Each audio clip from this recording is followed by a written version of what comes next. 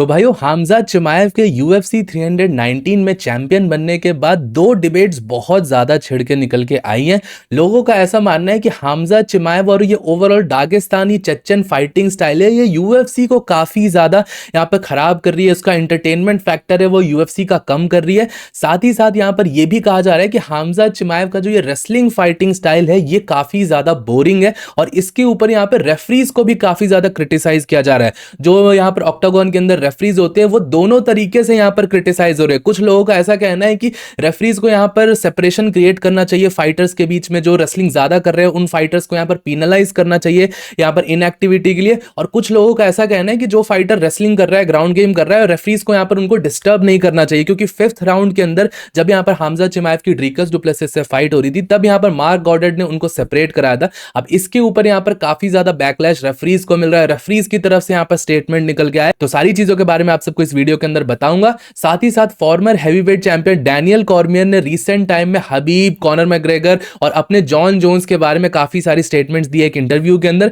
तो उसको भी यहां पर एनालाइज करेंगे। आप सबको बताऊंगा क्या क्या बोला है डैनियल कॉर्मियर ने। लेकिन उससे पहले आपसे वीडियो को लाइक कर दीजिएगा, चैनल को सब्सक्राइब कर दीजिएगा UFC कॉम्बैट स्पोर्ट्स का ऐसा ही कंटेंट हिंदी में एंजॉय करने के लिए। तो भाई सबसे पहले यहां पर डिस्कस करते हैं, और क्योंकि UFC 319 के बाद हम काफी सारे वीडियोस में यहां पे बिजी हो गए थे, सबसे बड़ा कंसर्न UFC 319 के बाद यहां पर यह निकल के आया था और आप में से भी बहुत सारे लोगों का मैंने कमेंट पढ़ा था, उनका ऐसा कहना है कि हमजा चिमाएव का फाइटिंग स्टाइल बहुत ज्यादा बोरिंग लगा उनको, क्योंकि UFC 319 में काफी सारी नई ऑडियंस भी हमारे UFC की कम्युनिटी के अंदर जुड़ी है। तो उनको जिन्होंने फर्स्ट टाइम ये फाइट देखी है, रिसेंटली देखना स्टार्ट किया है UFC, उनको कंपैरेटिवली बाकी फाइटर्स से हमजा चिमाएव का फाइटिंग स्टाइल काफी बोरिंग लगा। जिस तरीके से उन्होंने यहाँ पर टाइटल फाइट लड़ी, उनका ऐसा कहना था कि कुछ ज्यादा एक्टिविटी हुई नहीं। तो क्या सच में यहां पर ऐसा है कि हमजा चिमाएव का फाइटिंग स्टाइल बोरिंग है? तो मेरे हिसाब से भाइयों इसका आंसर काफी ज्यादा कॉम्प्लिकेटेड है। एक सिंपल यस और नो आंसर आप नहीं दे सकते हो। अब सबसे सीधी तरीके से आप सबको एक्सप्लेन करूं तो अगर आप मुझसे पूछोगे कि मुझे क्या हमजा चिमाएव का फाइटिंग स्टाइल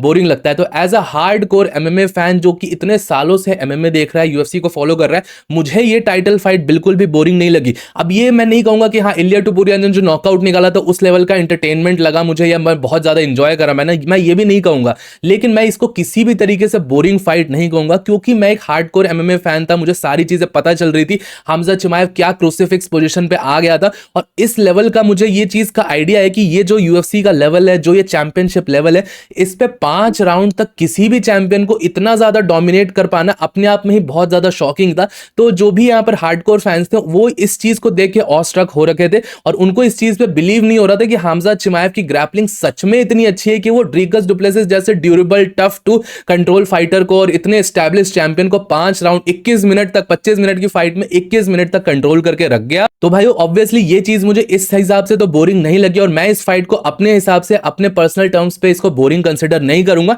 बट ये जो एक कैजुअल ऑडियंस का जो पार्ट होता है UFC की ऑडियंसेस के अंदर, उनके हिसाब से ये फाइट यहाँ पर बोरिंग थी, उनको उतनी ज्यादा एंटरटेनिंग नहीं लगी, क्योंकि वो उस तरीके से एक्सपेक्टेड फाइट के अंदर ये नहीं देखने आते कि किस तरीके की ग्रैपलिंग मूव्स हो रही है, कौन सा यहाँ पर रोल करा, कौन सा ग्रैंड रोल था, किस तरीके का ब्रिज क्रिएट किया, ब्राजीलियन जिu-जित्सु के मूव्स, बहुत सारे कॉम्प्लिकेटेड मूव्स देखने नहीं आते। वो देखने आते हैं फाइटिंग, मार धाड़, घुसम, लात, यहाँ पे सारी चीजें देखने आते हैं और डेफिनेटली इस फाइट के अंदर वो चीजें कम थी। अब मैं यहाँ पर ये चीज भी बिल्कुल गलत है, या जो सो कॉल्ड एक्सपर्ट्स हैं यहाँ पर कैजुअल ऑडियंस के अंदर शव कर रहे हैं कि हाँ तुमको ये फाइट पसंद करनी पड़ेगी, ये फाइट यहाँ पर जो फाइटिंग स्टाइल है एंटरटेनिंग है, तुमको ये मानना पड़ेगा, ये भी गलत है। डेफिनेटली जो कैजुअल ऑडियंस है, जो एंटरटेनमेंट के लिए UFC देखती है, वो यहाँ पर एक एंटरटेनिंग, थोड़ी फायरवर्क्स वाली फाइट थी। अब इसको हम ब्लेटेंटली ये नहीं कह सकते कि ये तो बहुत लाइटनिंग क्रेजी फाइट थी, बहुत खतरनाक फाइट थी। ये एक डोमिनेंट फाइट थी। हमजा चिमाएव ने अपना डोमिनेंस दिखाया ग्राउंड गेम पे और दिखाया कि उनकी ग्रैपलिंग एबिलिटी कितनी ज्यादा सुपीरियर है। अभी देखिए ये फाइट इस टाइम पर अच्छी नहीं थी, ये इस फाइट इस टाइम पर एक कैजुअल ऑडियंस को अट्रैक्ट नहीं कर पाई, लेकिन यहाँ पर इससे यहाँ पर हाइप बिल्डअप होगी। अब यहाँ पर जो लोगों का जो नेक्स्ट क्वेश्चन आएगा और इससे धीरे धीरे हाइप क्या बिल्डअप होगी, लोगों को ऐसा यहाँ पर क्वेश्चन रहेगा जैसा हबीब के टाइम पे था कि कौन हबीब की यहाँ पे रेसलिंग को काउंटर कर सकता है। हालांकि हबीब जब यहाँ पे ग्राउंड पे ले जाते थे तो वो हमजा से थोड़ा ज्यादा एक्टिव रहते थे, वो उनका ग्राउंड एंड पाउंड बहुत ज्यादा सुपीरियर था हबीब नुरमागोमेडोव का as compared to Khamzat Chimaev जो उन्होंने ड्रीकस डुप्लेसिस की फाइट में दिखाया। बट स्टिल हमजा चिमाएव की फाइट्स भी रिलेटिवली काफी ज्यादा फास्ट पेस्ड होती है। वो आप समझ सकते हो कि यहाँ पर ये UFC टाइटल फाइट थी, ड्रीकस डुप्लेसिस जैसे अपोनेंट के अगेंस्ट वो उतना ज्यादा एक्टिव नहीं रह पाए। बट आपको भी पता है कि हमजा चिमाएव जब ग्राउंड पे ले जाता है तो अल्टीमेटली फाइट को फिनिश करने का ही कोशिश करता है। अब साथ ही साथ भाइयों इस चीज के ऊपर एक बहुत बड़ा क्रिटिसिज्म यहाँ पर ये निकल के आ रहा था, लोगों का ऐसा कहना है कि रेफरीज ने यहाँ पर बहुत ज्यादा गलती करी। अब बेचारे जो रेफरीज रेफरीज है, ऑक्टागन के जो ऑफिशियल्स है, वो दोनों तरीके से यहाँ पर उनका क्रिटिसिज्म हो रहा है। एक तरीके से लोग ऐसा कह रहे हैं कि रेफरीज को यहाँ पर सेपरेट कराना चाहिए। जब हमजा चिमाएव 3 मिनट 4 मिनट तक एक ही पोजीशन होल्ड करके रख रहा है तो उसको यहाँ पर सेपरेट कराना चाहिए। ऐसे यूजुअली होता है, रेफरीज के पास ये पावर होती है कि जब भी कोई फाइटर क्लिंच में टाइम वेस्ट कर रहा है या इनएक्टिव है, बस पोजीशन होल्ड कर रहा है, तो रेफरीज यहाँ पर सेपरेट करा देते हैं यहाँ पर दोनों अपोनेंट्स को, ताकि मैच के बीच में एक्टिविटी बनती रहे, कोई अनफेयर एडवांटेज किसी को ना हो पाए। और हमने देखा था कि राउंड 5 के अंदर जब हमजा चिमाएव ड्रिकस डुप्लेसिस के ऊपर वापस से वो माउंटेड पोजीशन में थे, तो उस टाइम पर मार्क गॉडर्ड ने इसको यहाँ पर सेपरेशन करा दिया था। और उसके बाद हमने देखा था कि फाइट का मोमेंटम भी काफी ज्यादा शिफ्ट हुआ था। ड्रिकस डुप्लेसिस ऑलमोस्ट रैली करने लग गए थे, फिर उन्होंने टेक डाउन भी कर दिया था, हमजा चिमाएव का चोक भी लगा दिया था, फिनिश भी हो सकता था फाइट। तो लोगों का ऐसा कहना है कि हमजा चिमाएव ऑलरेडी बहुत ज्यादा एक्टिव था, रेफरी ने बेसिकली चीटिंग करी है यहाँ पर, ड्रिकस डुप्लेसिस को ब्लेटेंटली सपोर्ट करा है, वहां पर उनको सेपरेट कराने की जरूरत नहीं थी क्योंकि Hamza चिमाएव ground and pound land कर रहा था। अब ऐसा होता है कि अगर कोई फाइटर ग्राउंड पे है, वो सबमिशन अटेम्प्ट्स कर रहा है, ग्राउंड एंड पाउंड लैंड कर रहा है, तब यहां पर आप सेपरेट नहीं करा सकते हो। लेकिन यहां पर लोगों का ऐसा कहना है कि हमजा चिमाएव सबमिशन अटेम्प्ट भले नहीं कर रहा हो या पोजीशन एडवांस भले नहीं कर पा रहा हो, लेकिन वो ग्राउंड एंड पाउंड कंटिन्यूअसली कर रहा था, इसलिए यहां पर उसको सेपरेट कराने की कोई जरूरत नहीं थी। अब इसके पीछे जो रेफरीज थे उनकी तरफ से भी स्टेटमेंट आया है। बहुत सारे रेफरी, जैसे बहुत बड़ा और बहुत फेमस रेफरी है हबडिन, उसने ऐसा कहा कि हमजा चिमाएव जिस पोजीशन को मेंटेन करके रख रहा था, हाई क्रूसीफिक्स पोजीशन थी जिसमें उसकी हाइट बहुत ज्यादा ऊपर थी ड्रिकस डुप्लेसिस से, उस पोजीशन से बहुत ज्यादा ग्राउंड एंड पाउंड की पॉसिबिलिटी ही नहीं थी। और मार्क गॉडर्ड ने जो सेपरेशन कराया था वो सही सेपरेशन कराया था उस टाइम पे, क्योंकि उस पोजीशन से हमजा चिमाएव चाह के भी ग्राउंड एंड पाउंड नहीं कर पाता। राइट हैंड छोड़ता तो क्रूसीफिक्स चला जाता, और जो लेफ्ट हैंड उसका फ्री था, उससे उसके हेड पे, ड्रिकस डुप्लेसिस के हेड पे मारना उतना ज्यादा इजी नहीं था, इसलिए यहां पे सेपरेशन कराया मार्क गॉडर्ड ने, ऐसा हर्बडिन ने यहां पे डिफेंड करते हुए कहा है। तो ये चीज भाइयों यहाँ पे चल रही है। अब आप सबको क्या लगता है, क्या रेफरीज यहाँ पर सही है? जो सेपरेशन कराया था मार्क गॉडर्ड ने लास्ट मिनट के अंदर, वो सही था या गलत था, या यहाँ पर हमजा चिमाएव को और वर्क करने का टाइम देना चाहिए था? मुझे नीचे कमेंट सेक्शन में जरूर बताइएगा। अब बात करते हैं यहाँ पर जो हैवीवेट चैंपियन डैनियल कॉर्मियर ने कुछ टाइम पहले एक इंटरव्यू दिया है, जिसमें उन्होंने बहुत सारी स्टेटमेंट्स दी है हबीब नुरमागोमेडोव के बारे में, हबीब और कॉनर के प्रेजेंट रिलेशनशिप के बारे में, साथ ही साथ जॉन जोन्स और एंडरसन सिल्वा को वो गोट नहीं मानते, इस बारे में भी उन्होंने चीजें बोली हैं। तो सारी चीजों को एक एक करके डिस्कस करते हैं। तो बेसिकली डैनियल कॉर्मियर, अगर आप सबको नहीं पता है, तो ये हबीब के कैंप के साथ काफी ज्यादा फेवर्ड माने जाते हैं, इनकी काफी अच्छे रिलेशंस हैं। आपने काफी सारी वीडियोस भी देखी होगी, इनके फन बैंटर चलते रहता है हबीब नुरमागोमेडोव, इस्लाम माखाचेव के साथ। तो बेसिकली एक इंटरव्यू के अंदर डैनियल कॉर्मियर ने रिसेंटली एक स्टेटमेंट दिया कि हबीब नुरमागोमेडोव आज तक यहां पर कॉनर मैग्रेगर को बहुत ज्यादा हेट करते हैं, वो आज भी कॉनर मैग्रेगर का नाम अपने मुंह से नहीं लेते। ये यहां पर कॉनर मैग्रेगर, और क्योंकि आप सब देख सकते हो पिछले कुछ टाइम से एक स्पेकुलेशन ऐसी चल रही है कि कॉनर या हबीब को अब अपनी राइवलरी स्क्वॉश कर देनी चाहिए, बहुत टाइम हो गया, 6-7 साल हो गए, अब इनको वापस फ्रेंड्स बन जाने चाहिए। तो हबीब नुरमागोमेडोव के बारे में डैनियल कॉर्मियर का बेसिकली यही कहना है कि हबीब अभी भी कॉनर मैग्रेगर को उतना ज्यादा ही हेट करते हैं, और वो इस टाइम पर बिल्कुल भी फ्रेंडशिप वगैरह की पॉसिबिलिटी नहीं हो पाएगी। अब भाइयों, इस रिगार्डिंग मैं आप सबको अपनी एक पर्सनल स्टोरी बताता हूं। अब आप सबको पता ही होगा कि मैं कुछ महीने पहले यहां पर खुद से पर्सनली दागिस्तान मैंने विजिट करा था, और हबीब नुरमागोमेडोव का जो ट्रेनिंग स्कूल था उसमें भी गया था मैं वहां पे। तो बेसिकली जो दागिस्तान का मेरा एक्सपीरियंस था, उसमें ये चीज आप खुद बिलीव नहीं करोगे, इवन दो हबीब के साथ इतनी बड़ी राइवलरी थी हबीब नुरमागोमेडोव और कॉनर मैग्रेगर के बीच में, बट रिलेटिवली यहां पर कॉनर मैग्रेगर को काफी अच्छा खासा सपोर्ट दागिस्तान में भी मिलता है। जो फाइटर्स वहां पे फाइट कर रहे होते हैं, वो दागिस्तान में यहां पर कॉनर मैग्रेगर के लिए भी काफी अच्छा खासा सपोर्ट है। कुछ फाइटर्स से मैं मिला था दागिस्तान में, जिन्होंने कॉनर मैग्रेगर के बारे में पूछा था।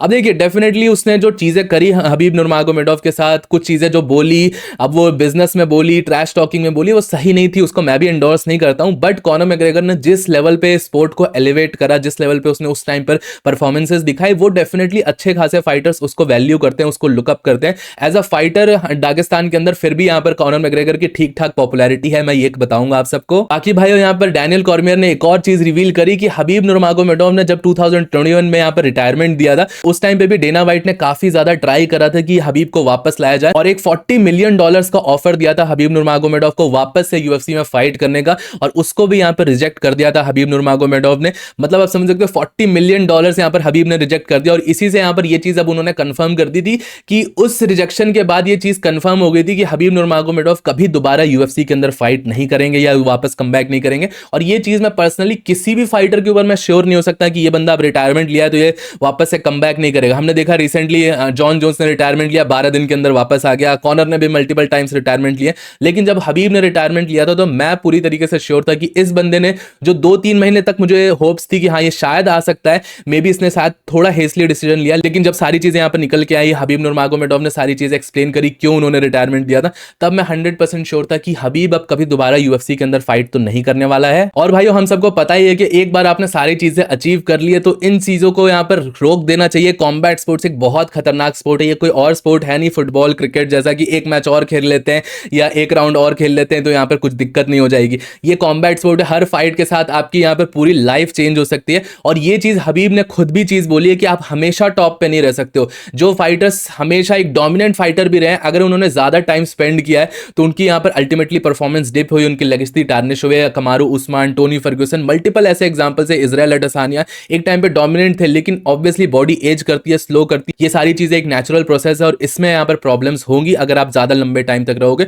और मुझे लगता है कि हबीब ने काफी स्मार्ट डिसीजन लिया है, यहाँ पर सही टाइम पे यहाँ पर एग्जिट लिया है कॉम्बैट स्पोर्ट से। फिर भाइयों यहाँ पर डैनियल कॉर्मियर ने एक और काफी कंट्रोवर्शियल स्टेटमेंट दिया है और उनका ऐसा कहना है कि वो जॉन जोन्स और एंडरसन सिल्वा को गोट लिस्ट में नहीं मानते क्योंकि ये दोनों स्टेरॉइड यूज के लिए पकड़े गए थे और उनके हिसाब से स्टेरॉइड यूज के लिए अगर किसी के ऊपर भी टार्निश लगा है तो वो किसी भी एंगल से गोट लिस्ट में नहीं आ सकता है, ऐसा यहाँ पर डैनियल कॉर्मियर का कहना है। अब देखिए एक बार को ये चीज मैं 100% मानता हूं कि अगर किसी ने कॉम्बैट स्पोर्ट्स जैसे स्पोर्ट, कॉन्टैक्ट स्पोर्ट में अगर स्टेरॉइड्स ले रहा है या परफॉर्मेंस एनहांसिंग ड्रग्स ले रहा है, वो सबसे बड़ा क्रिमिनल है, वो किसी की लाइफ को एंडेंजर कर रहा है और वो गोट क्या, वो एक अच्छा फाइटर भी नहीं माना जा सकता। इस चीज में 100% अग्री करता हूं। लेकिन जो ये डैनियल कॉर्मियर है, ये चीज आप कहीं ना कहीं आप मान सकते हो कि ये सॉल्टी तो है, जो लॉसेस इसने जॉन जोन्स से लिए हैं उसको ये पूरी तरीके से ओवरकम नहीं कर पाया। डैनियल कॉर्मियर अभी भी उस चीज पे सॉल्टी है डेफिनेटली। जॉन जोन्स को कोई भी मौका नहीं छोड़ता है डिस्क्रेडिट करने का या डाउन प्ले करने का। आप देखोगे टाइम टू टाइम यहाँ पे डैनियल कॉर्मियर की तरफ से कुछ ना कुछ स्टेटमेंट्स आएंगे, इवन दो जॉन जोन्स अब रिसेंट ईयर्स में उतना ज्यादा